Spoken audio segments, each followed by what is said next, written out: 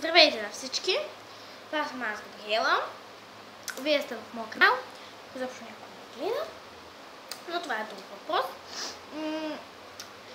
Нещо, както сте разбрали от заглавието, ще ви показвам много придобивки. Искам да кажа, че аз не се хваля с новите си придобивки. Аз просто ви ги показвам, защото наистина аз обичам да гледам такъв тип видеоклипове. Да. И да, нека наистина да започваме. Искам да кажа, че получих храна и сокове, които после ще ви ги покажа. Не знам дали всичко ще мога да ви покажа. Ако не мога всичко да ви покажа, ще го направя на две части. Или пък в други придобивки ще ви покажа. Така, първото нещо е моят кейс за новия ми телефон. Нов кейс за нов телефон. Да. Както сте разбрали от кейса, телефона ми е Alcatel, новия ми телефон. Всъщност трябва и него да го показвам.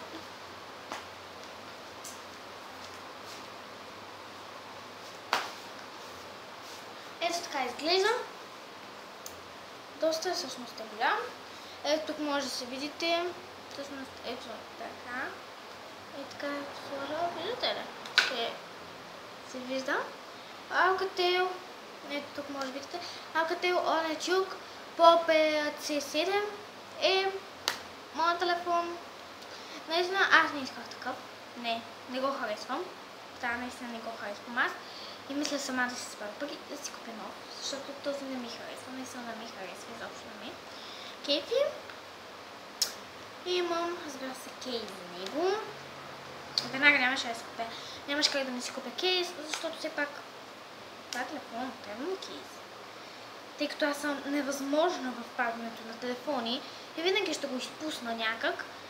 Трябва ми кейс. И ето този си избрах. Да, пътните са доста модерни сега. Да. Телефона не знам колко пари е, но кейсът струваше към 7 лева, т.е. наистина струваше 7 лева. Да. Така. Имам един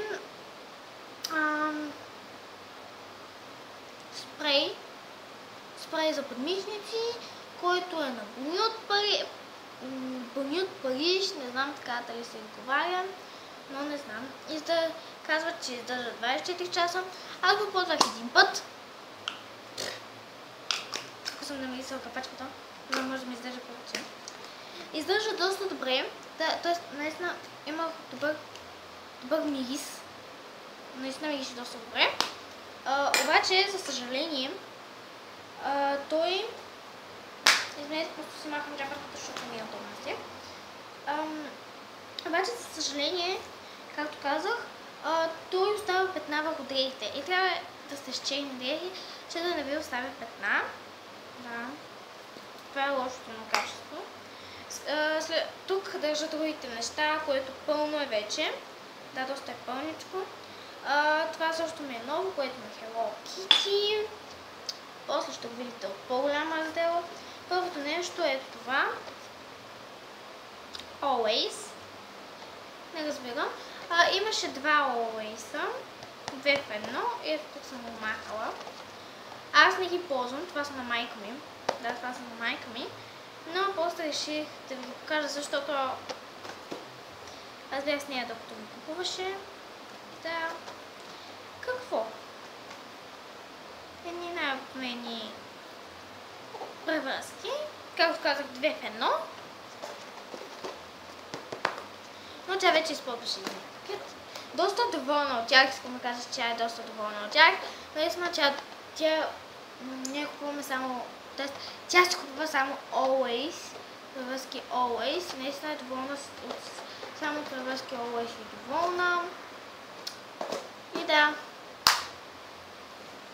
Следващото нещо е моето портмоне. Т.е. новото ми портмоне, което е така. Изглежда по този начин. Аз няма да го нося, сега казвам, то е с два ципа. Аз мразя така с два ципа, просто не ми е удобно. Разбърквам се и не знам кое къде. Ето така изглежда първият цип с пари, за такова.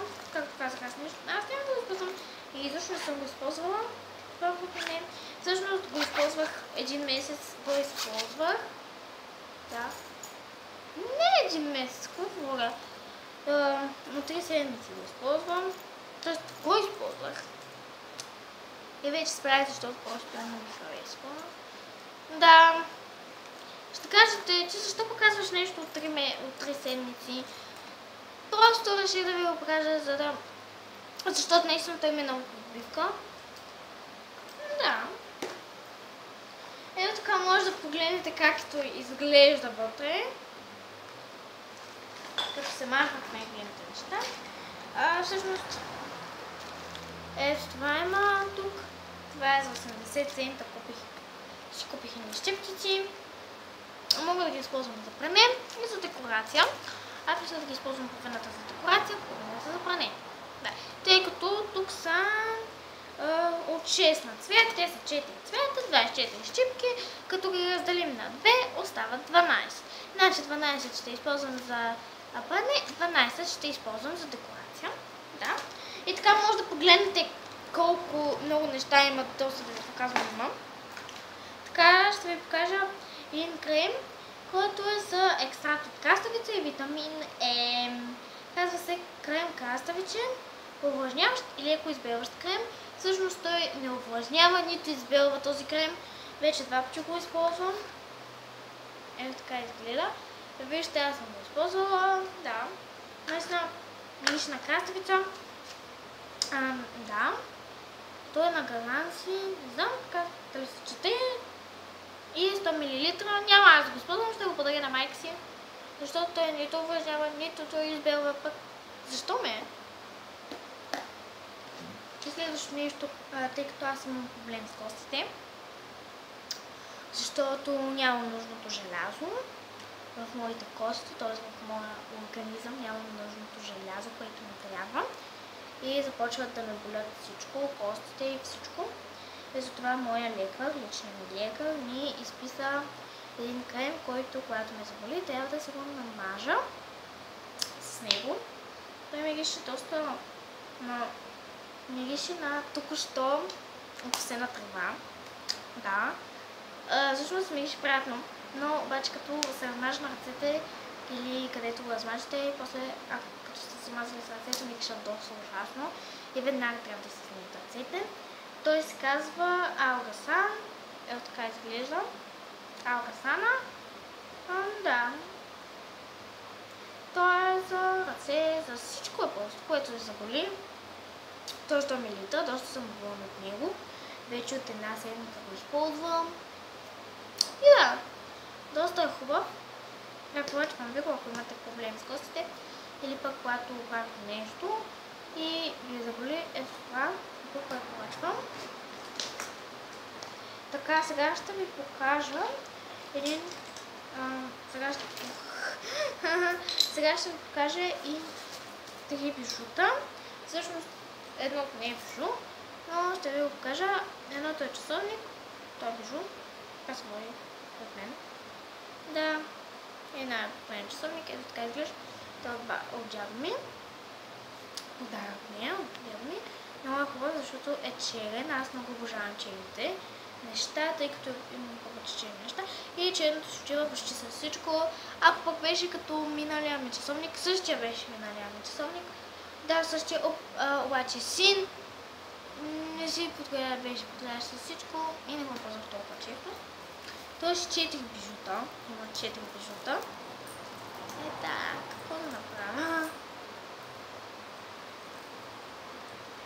Следващото бижу е това, което е от баба ми.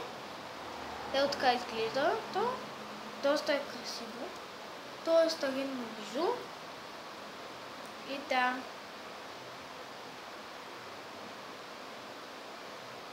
Ето така изглежда бижуто. То е доста поколение в нашето семейство. Както виждате е непокътното, защото никой не го използва. Да, той седи, така се дава, само един път трябва да се носи. Той е позволено само един път да се носи. Ето така изглежда, както казах. И баба ми на мен ми го даде, като ми каза, на внучката си да и го подарям. Какво да направя? На внучката трябва да си го подаря. Т.е. да го дам, тя да го наследи. Много ми харесва, наистина е старинно и много ще го пазя просто, защото не искам да съм единствената, която ще го щупи, защото аз обикновено като пипна нещо да се чупи, завърта, отвърта, скръсвам и така. Аз съм като, знаете да ми казвам, веднага пипнах това и вижте какво стана. Това е една гривна, която вече оправих. Една гривничка. Много е хубава, сладка, розовка. И още едно като гейдан, обаче аз го използвам като трилистна такова.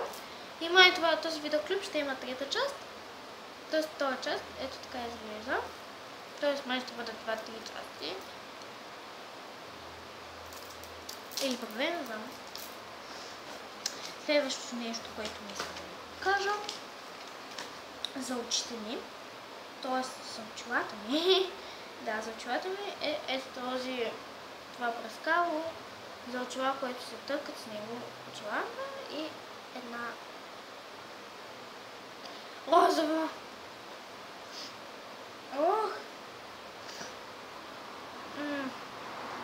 Розова такова. Искам. Да, много съм радостна, че го имам просто. Тоест не, че го имам, аз това вече ми е третата упаковка от него. Много е хубав. Парфюма е, като сте звали. Ох, ме е уникално, просто направо съм луда. Влюбена съм в него, казвам ви честно, влюбена съм. Ето така си виждам. Ой, много го обичам. Това е френски парфюм. Да, това е френски парфюм. Много ми харесва. Да.